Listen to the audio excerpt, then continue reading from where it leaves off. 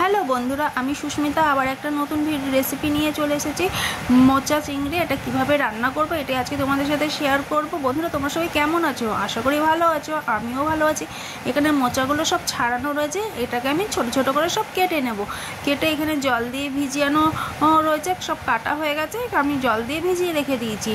দিয়ে এটাকে আমি সিদ্ধ করতে দেবো কুকারের মধ্যে, তাড়াতাড়ি হওয়ার জন্য আমি কুকারে এটা সিদ্ধ করব। কুকারের মধ্যে সব মোচাগুলোকে, কাটা মোচাগুলোকে রেখে দিলাম। দিয়ে এর মধ্যে জল আর নুন আর একটু হলুদ দিয়ে দিয়েছি। দিয়ে এটাকে আমি সিদ্ধ করতে দেবো, একটা সিটি মারবো, মেরে নামিয়ে নেব। এখানে নুন হলুদ মাখানো রয়েছে মাছে, চিংড়ি মাছে। তেল গরম হয়ে গেছে, মাছগুলো দিয়ে দিলাম ওই তেলের মধ্যে। দিয়ে ভালো করে এটাকে নাড়াচাড়া করব, এপিট ওপিট করে মোটামুটি একটু ভাজা করব, করে এটাকে আমি নামিয়ে নেব।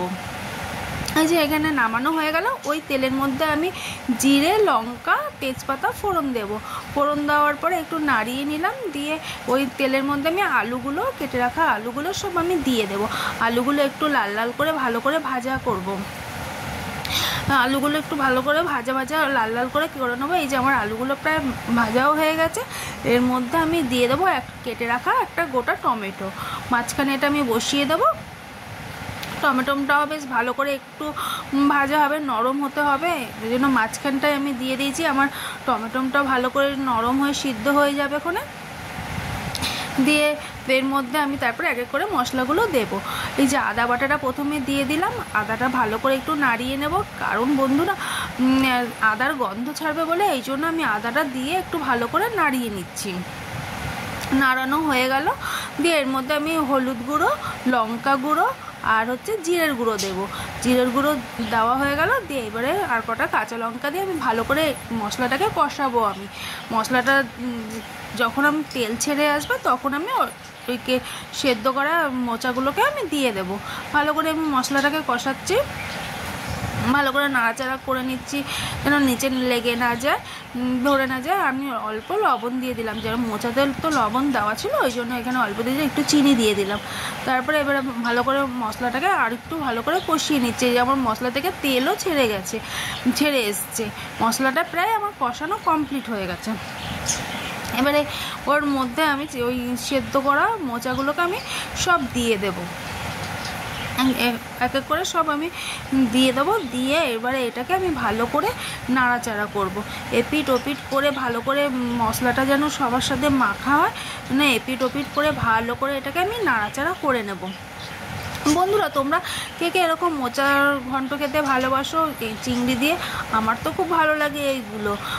তোমাদের যদি ভালো লাগে তোমরা একটা কমেন্ট করে জানাবে আমাকে, ঠিক আছে? ভালো করে নাড়ানো হয়ে গেছে। এর মধ্যে অল্প জল দিয়ে দেবো, কারণ মোচাটা তো খুব সিদ্ধ করিনি, অল্প হাফ সিদ্ধ করেছিলাম, আর হাফটা এখানে সিদ্ধ হবে। আলুগুলোও যে আমার ভাজা হয়েছে ওগুলোও সেদ্ধ হয়ে যাবে। দিয়ে এটাকে আমি ঢাকা দিয়ে দেবো, কিছুক্ষণের জন্য হতে দিতে লাগবে। আমি ভালো করে এসে করে আমি ঢাকা দিয়ে দিচ্ছি। দেওয়ার পরে এখানে তারপরে মোচা আমার রেডি হয়ে যাবে। সেদ্ধ হলে পরেই তো মোচা প্রায় হয়েই যাবে।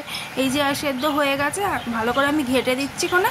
দিয়ে মোচা আমার রেডি হয়ে গেছে। বন্ধুরা, ভালো লাগলে একটা লাইক, কমেন্ট, শেয়ার, একটা সাবস্ক্রাইব করে দেবে। তোমরা যদি পাশে না থাকো তো কিছুতেই রাখাতে পারবো না। তোমরা আমাদের পাশে থাকবে, আমি তোমাদের পাশে থাকবো, তাই না বন্ধুরা? এই যে আমার মোচাটা রেডি হয়ে গেছে। ওপর থেকে আমি গরম মশলা ছড়িয়ে দিলাম। দিয়ে ভালো করে আবার একটু নেড়ে নিচ্ছি। নেড়ে নেওয়ার পরে আমি নামিয়ে নেব। আমার মোচা, চিংড়ি মাছ দিয়ে মোচা আমার রেডি হয়ে যাবে। এই যে ভালো করে আমি এটাকে নাড়াচাড়া ঘেটে নিচ্ছি, যেন মোচাটাকে যেন গোটা গোটা না থাকে, না খুন্তিটা দিয়ে ভালো করে নেড়ে নিচ্ছি। এই যে নামানোর পরে আমার মোচাটা দেখতে এই রকম হয়েছে। বন্ধুরা, ভালো লাগলে একটা লাইক, কমেন্ট, শেয়ার, একটা সাবস্ক্রাইব করে দেবে।